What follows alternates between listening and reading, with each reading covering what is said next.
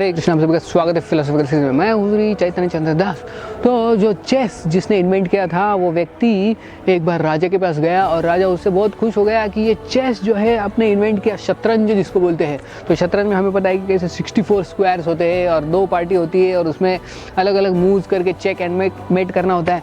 तो ये जो जिसने आदमी ने ये चेस इन्वेंट किया, तो जब राजा के पास गया तो राजा ने पूछा मैं बहुत खुश हूँ आपसे, आप मांगो, आपको जो इनाम चाहिए मैं देने के लिए तैयार हूँ, you can ask anything what you want. तो इसने बोला ज़्यादा नहीं चाहिए मुझे राजा, बहुत कम चाहिए, थोड़ा सा ही चाहिए, give me something very little, what do you want the king ask. तो इसने बोला देखो आप चेस के इसमें 64 स्क्वायर्स होते हैं, बराबर कि नहीं। तो जैसे पहले स्क्वायर में आपने अगर 1 ग्रेन रखा राइस का, दूसरे स्क्वायर में 2 ग्रेन रखे, तीसरे स्क्वायर में 4 और फिर चौथे में 8 और फिर पाँचवें में 16, ऐसे डबल डबल अगर किए राइस के ग्रेन्स तो उतने मुझे ग्रेन्स चाहिए। अगर 64 तक गए आप तो जितने ग्रेन्स होते हैं उतने राइस के ग्रेन्स दे दो, बस उसमें मेरा गुजारा हो जाएगा। राजा बोला अरे क्या पागल हो, इतना सा मांग रहे हो, मेरे पास आए हो, मैं राजा हूँ राजा, तुमको जो चाहिए धन संपत्ति दौलत जो चाहिए मांग लो, ये क्या छोटा सा ग्रेन, ये राइस के दाने मांग रहे हो, 1 2 4 8 16 कितना होगा, 64 तक, ज़्यादा नहीं। वो व्यक्ति बोला देखो मुझे इतना ही चाहिए, मुझे ज़्यादा नहीं चाहिए, इतना दे सकते हो क्या। बोला ठीक है। राजा ने सैनिकों को तुरंत बुलाया, बोला सैनिकों इसकी ऐसी ऐसी शर्त है, कैलकुलेट करो जल्दी से जल्दी और इसको दे दो, जितना वो राइस हो जाता है चावल होता है जल्दी से जल्दी दे दो। तो फिर ये सोल्जर्स आ गए, कैलकुलेट करने लगे, पहले इसमें 1, दूसरे में 2, फिर 4, फिर 8, फिर 16, फिर 32, ऐसे जब 64 तक चले गए वो, तो कैलकुलेशन इतना बढ़ गया इतना बढ़ गया इतना बढ़ गया, तो crores and millions and billions में आने लगा वो।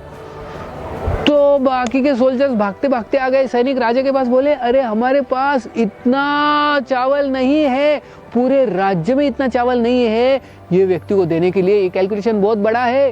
तो राजा आश्चर्यचकित हो गए, अरे ये 64 तक इतना बड़ा कैलकुलेशन होता है। तो राजा ने क्षमा मांगी कि मेरे पास इतना नहीं है, आपके लिए चावल देने के लिए थोड़ा बहुत ही दे सकता हूँ।